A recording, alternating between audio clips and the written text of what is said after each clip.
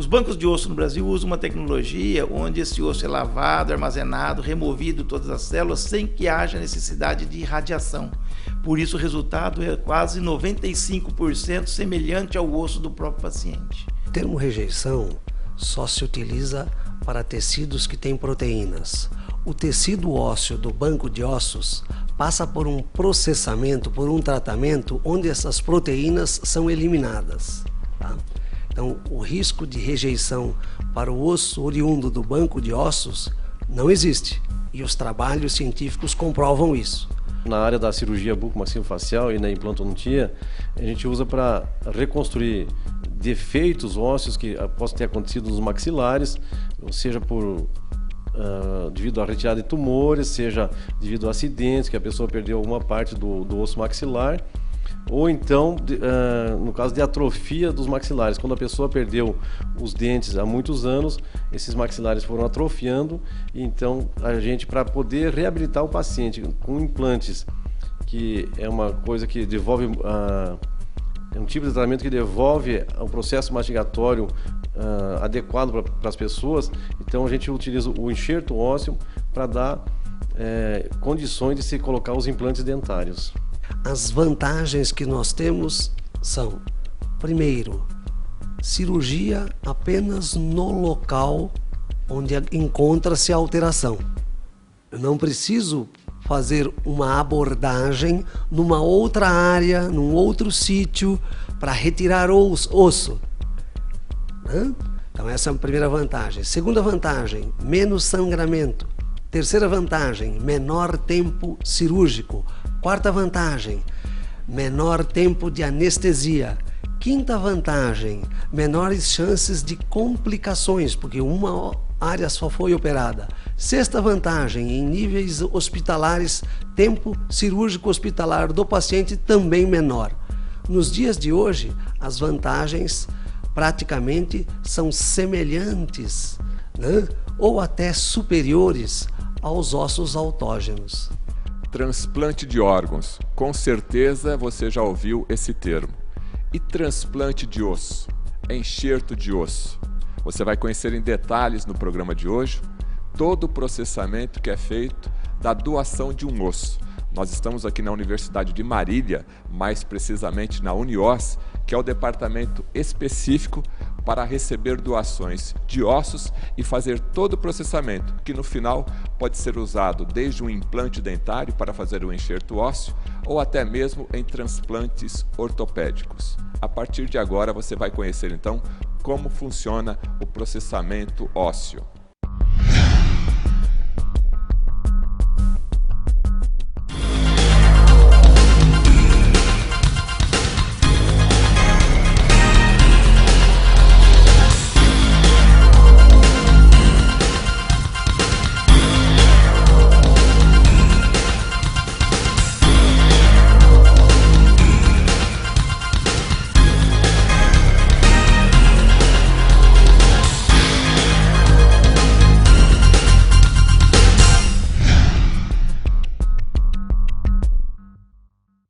Nós estamos aqui na Universidade de Marília, mais precisamente na Uniós, no departamento que é o Banco de Osso da Universidade de Marília. E você vai conhecer em detalhes como que é todo esse processo ao receber esse osso. Nós vamos conhecer agora. O doutor Eduardo é quem vai recepcionar a gente. E a gente vai conhecer em detalhes, então, doutor Eduardo, como que é todo esse processo da recepção de um doador que está doando o seu tecido ósseo até o processamento final. Como que é feito esse processamento a partir da doação? Bom, a partir da doação, quando o tecido ósseo chega ao banco, ele recebe o primeiro tratamento, onde ele vai ser acomodado nessa sala de recepção de tecidos, nas embalagens adequadas, para depois ser acomodado nos primeiros freezers de armazenamento, onde nós vamos para outra sala conhecer o outro espaço do banco. Então a gente vai acompanhar aqui o doutor Eduardo, que é responsável pela Uniós, aqui o Banco de Osso da Universidade de Marília. E nós estamos entrando aqui já numa outra área do Banco de Osso, da Uniós aqui. E o doutor Eduardo vai explicar para a gente, já é uma sala totalmente refrigerada, o ambiente aqui é bastante frio. E como que é feito todo o processo aqui dentro, doutor Eduardo? Bom, nessa sala de armazenamento, nós mantemos os freezers que congelam o osso a 80 graus negativos, Para isso, essa sala fica constantemente a 18 graus, para que haja um melhor funcionamento dos equipamentos. Assim que o osso chega no banco, ele é embalado e ele é acomodado no primeiro freezer, que é o freezer de recepção de tecidos não liberados. E aqui ele vai ficar armazenado durante aproximadamente 6 meses, até que saiam todos os resultados dos exames necessários para garantir a qualidade. Durante a captação foram colhidos vários exames para a cultura de aeróbio, anaeróbio e fungos, para garantir que não haja nenhuma contaminação desse osso durante a retirada. E esses exames levam aproximadamente 40 dias até sair os seus resultados. Só depois desse período que ele vai poder começar a sua etapa de processamento. Então, durante esse período, ele fica armazenado nesse freezer de osso não liberado. E a doação, logicamente, que tipo de doador que pode fazer realmente a doação do tecido ósseo? Bom, nós captamos doador de morte encefálica, onde ele teve um diagnóstico de morte encefálica já determinado, o paciente já está morto, porém os órgãos ainda continuam funcionando para ser retirado para transplantes. Então, esses doadores estão doando coração, fígado, rim, pâncreas, pulmão, pele, ossos, vasos. Então, esse doador de múltiplos órgãos e tecidos. Anteriormente chamava de morte cerebral, é uma situação onde o indivíduo ele perde todas as suas capacidades de maneira definitiva e irreversível da função cerebral. Tá? Geralmente são pacientes que sofrem acidentes de trânsito ou doenças cerebrovasculares, onde ele tem uma causa clara e conhecida da lesão cerebral e que levou ele a perder toda a sua capacidade de função cerebral. O diagnóstico de morte encefálica é feito através de um protocolo, né? E que a grande maioria desses pacientes que fazem um diagnóstico de morte encefálica acaba sendo um potencial doador.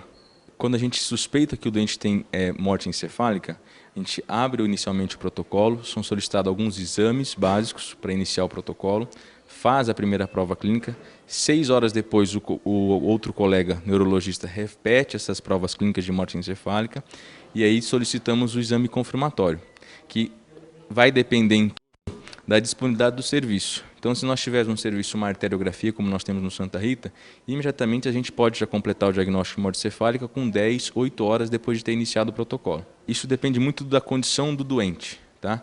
Então, feito o diagnóstico de morte encefálica, deve-se abordado a família sobre a situação do seu ente querido, que ele está em óbito, ele está morto, né?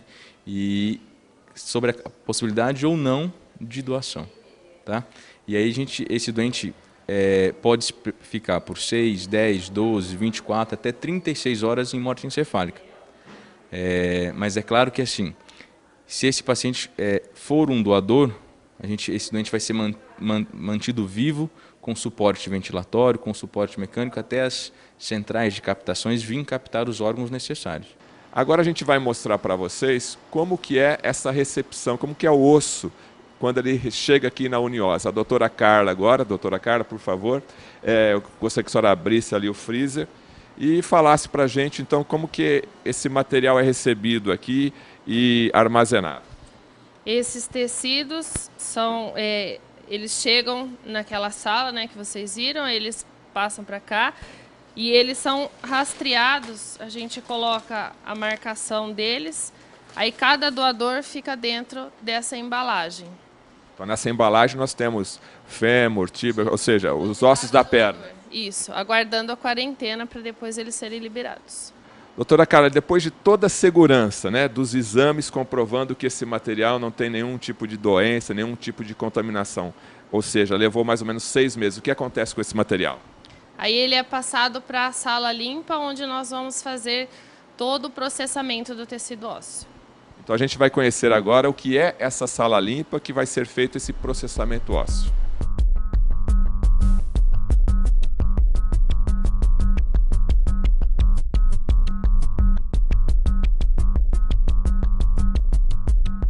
Estamos agora mostrando para você a sala limpa. Doutor Eduardo, o que vem a ser esse ambiente aqui? Bom, esse ambiente é uma sala blindada hermeticamente, onde nós temos desde o ar estéreo, controle de qualidade de ar, controle de qualidade para diminuir riscos de contaminação.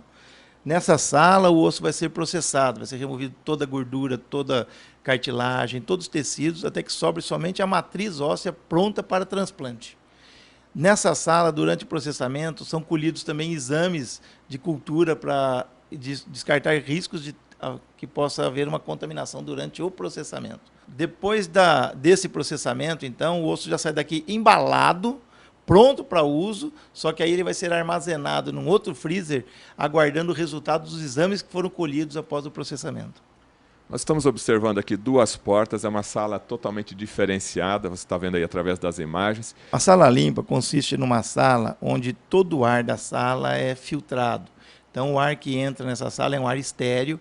A sala é pressurizada de forma que nenhuma impureza externa entre nessa sala. Isso garante que não haja nada em circulação no ar, nenhuma bactéria, nenhuma poeira, nenhuma contaminação em suspensão no ar da sala, o que garante a qualidade do processamento. Desde a captação lá no hospital, onde o doador estava internado, até o resultado final do osso processado, ele passa por várias etapas de auditoria, onde são colhidos vários exames para descartar possíveis contaminações, e bem como para o paciente ser aceito como doador, foram feitas todas as sorologias para que ele não tenha transmissão de AIDS, hepatite, e infinidade de doenças, como se fosse uma transfusão sanguínea. Isso para o paciente, ele já recebe isso com tranquilidade, naturalidade, quando o cirurgião fala para ele, a gente vai fazer um enxerto ósseo de um banco de osso? Em geral, sim, porque as pessoas elas estão preocupadas em reabilitar o processo mastigatório que está perdido. As pessoas estão sem função mastigatória e elas precisam querem ser reabilitadas. Então, a gente dá essa opção de usar enxertos ósseos para poder realmente ter uma base óssea para a instalação dos implantes dentários. Que tipo de profissional faz o processamento ósseo aqui, doutor? O processamento é feito por biomédicos, enfermeiros e cirurgiões. Tá? Nós temos uma equipe mista, então nós temos 2 biomédicos, 3 enfermeiros e 3 cirurgiões que participam no processamento desse tecido ósseo. Em termos de tempo, quando aquela peça, né, ela está liberada para fazer o processamento, até o final de toda essa etapa, leva quanto tempo? Do momento que o osso chega no banco até ele poder ser distribuído ao usuário, aproximadamente 6 meses. Para que a gente tenha um controle adequado da qualidade do tecido, tempo hábil para que saia o resultado dos exames de cada etapa, para que a gente possa garantir a qualidade do tecido, 6 meses. E a parte específica do processamento ósseo, a limpeza, levaria quanto tempo? Olha, quando o osso entra nessa sala para ser processado, ele entra e sai pronto. Geralmente 6, 7 horas de processamento dentro dessa sala. E daqui ele já sai pronto e embalado.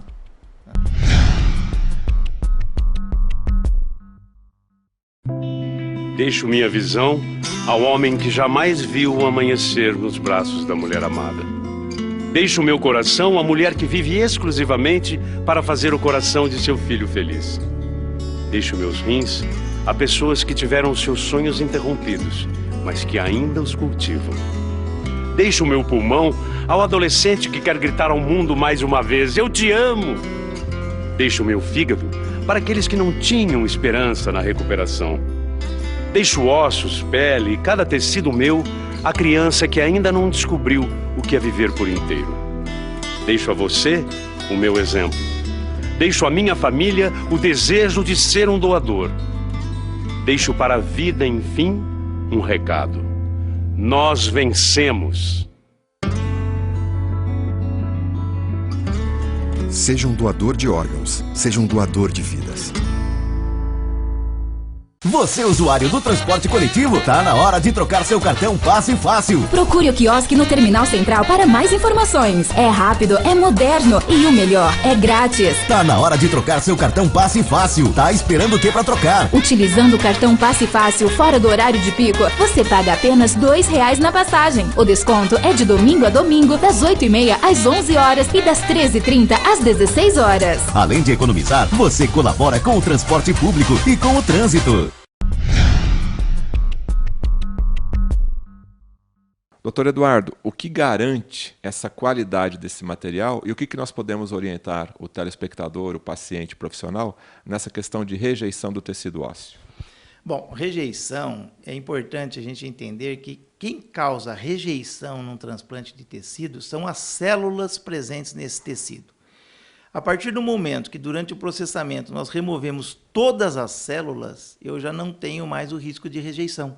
Eu só tenho a proteína óssea acelularizada. Por isso que nós não temos rejeição para transplante de tecido ósseo. Toda a metodologia de processamento, o congelamento em si, produz a quebra de todas as células daquele tecido ósseo.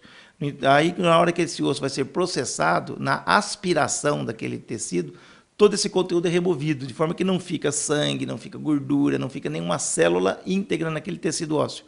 Doutor Eduardo, outra grande preocupação do nosso público, até do profissional que manipula o tecido ósseo, como doador e como receptor, é a questão da segurança das doenças transmissíveis. Como que nós podemos garantir que esse material não vai causar nenhuma doença mais complicada no futuro? Existem já trabalhos publicados na literatura recente, onde, avaliando 25 anos de uso de banco de osso no mundo inteiro, não existe até o presente momento nenhum caso de transmissão de doenças virais ou bacterianas transmitida por bancos de osso que seguem as normas de controle de qualidade da Associação Americana de Banco de Tecidos.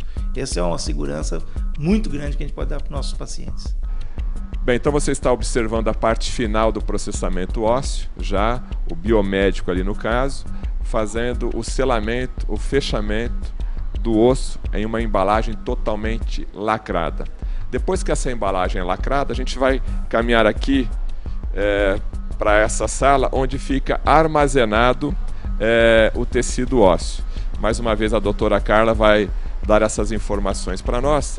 Doutora Carla, então nós observamos ali o fechamento do processamento, né? E a embalagem totalmente fechada. Aquela embalagem vem para cá? Vem para cá. Ele sai em 3 embalagens estéreas, armazenadas em 3 pacotes e vem para o nosso freezer. Cada doador, nós guardamos uma amostra para que seja, se caso necessário, faça uma repetição de algum tipo de exame. Então aqui nesse espaço nós temos armazenado possivelmente o primeiro doador da Uniose, nós temos aqui. Isso, nós temos todos os doadores que são processados. Esse material fica durante 25 anos para controle e para a segurança do paciente que recebeu essa doação. Isso. E os outros compartimentos nós temos o quê? Esses daqui são ossos que estão liberados para quando os profissionais fazem a solicitação, eles já estão prontos para serem enviados. Na área médica, o profissional tem que ser autorizado pelo Ministério da Saúde e o hospital onde vai ser feita a cirurgia também tem que ser no hospital transplantador. Na área de odontologia, o profissional tem que ser especialista em periodontia, implantodontia ou bucomaxilofacial e também tem que ser autorizado pelo Serviço Nacional de Transplante. Não é qualquer profissional hoje que está autorizado a executar essa técnica. Hoje nós temos aproximadamente 3 a 4 mil profissionais na odontologia no Brasil autorizados a executar esses transplantes. Ele é enviado nessa maneira aqui. E nós temos vários tipos, que são os particulados, os blocos, e ele é enviado dessa maneira. Nós temos aqui a etiqueta com todas as informações necessárias para o profissional. Esse tipo de embalagem é um tipo de produto que está sendo enviado. Isso, que é o tecido que está sendo enviado. Nesse caso, é um córtico medular. O que vai acontecer agora? Um possível receptor pode necessitar desse material em qualquer parte do Brasil. Então, a doutora Carla agora vai mostrar para a gente quando a Uniose recebe esse chamado de um pedido, né, de um material ósseo, de um tecido ósseo. Depois que ele está armazenado, como é que é feito esse armazenamento para o transporte? Aí é feita a solicitação do profissional, aí nós temos as caixas devidamente apropriadas, colocado o tecido solicitado dentro da caixa, com gelo apropriado, que é menos 80 graus, ele sai daqui, aqui dentro da caixa, com gelo a menos 80 graus, e é enviado para todo o Brasil. É cronometrado, nós temos vários trabalhos, vários segmentos de trabalho para garantir que esse material chegue em boas condições para o profissional até 72 horas. Bem, você conheceu então a parte interna da Uniose, que é o banco de osso da Universidade de Marília, como que é feita toda a recepção desse material, desse tecido humano ósseo, o processamento, armazenamento e o envio. Agora você vai conhecer toda essa parte de logística e também a questão biológica, as informações para a segurança do receptor desse tecido humano, do tecido ósseo. Faz parte do processo de reparação, de incorporação, né, desse bloco ósseo alojado a um sítio, né, ou desse particulado alojado a um sítio. Ele vai se incorporar junto com o tecido de reparo, ou seja, vai formar um tecido ósseo que vai servir de arcabouço, né, para posteriormente ali realizar-se implantes, por exemplo, ou ainda serve de arcabouço para eliminar um defeito, uma deformidade, né? E o tecido ósseo ali formado é um tecido ósseo com condição original inicial. E a gente gostaria de saber da doutora Carla o que vocês controlam, que tipo de informação fica armazenada aqui na parte administrativa. Então, nós temos todos a parte de gerenciamento dos cadastros dos doadores, todo o controle da sorologia do doador, todas as informações do prontuário do doador, até que esse tecido seja liberado. Aí é feita a solicitação por um profissional e nós temos o controle de toda a rastreabilidade de onde fica esse tecido ósseo. Nós temos todo o gerenciamento desses exames de sorologia, de hepatite, HIV. Isso a gente consegue gerenciar no nosso programa. Só libera depois de totalmente aprovado e com total segurança. Só libera depois de total segurança. Uma das partes mais importantes do nosso gerenciamento é a parte de rastreabilidade, onde o profissional, depois de feita a cirurgia, ele coloca as etiquetas aqui.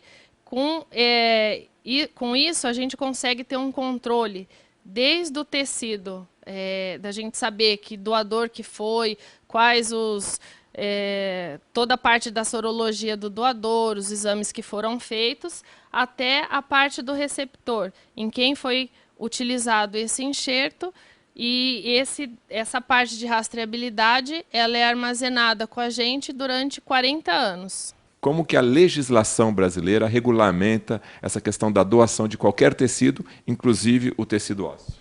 Olha, isso é muito importante. Todo transplante ele é doado gratuitamente ao paciente. Vamos partir que no Brasil existem 6 bancos de tecido musculoesquelético, 6 bancos de ossos autorizados pelo Ministério da Saúde. Então, a solicitação do osso deve ser diretamente ao banco de osso. Não existe distribuidor de osso, não existe representante de banco de osso. Tem que ser direto ao banco. Esse osso ele é doado ao paciente, gratuitamente. A Portaria de Lei 1687, de 20 de setembro de 2002, regulamenta os custos desse procedimento, que é tabelado pelo próprio Ministério da Saúde. Se o paciente está internado no hospital e ele vai receber esse osso via SUS, o SUS vai cobrir o custo do processamento. O osso é gratuito, mas não significa que ele não teve custo para chegar à condição de ser transplantado.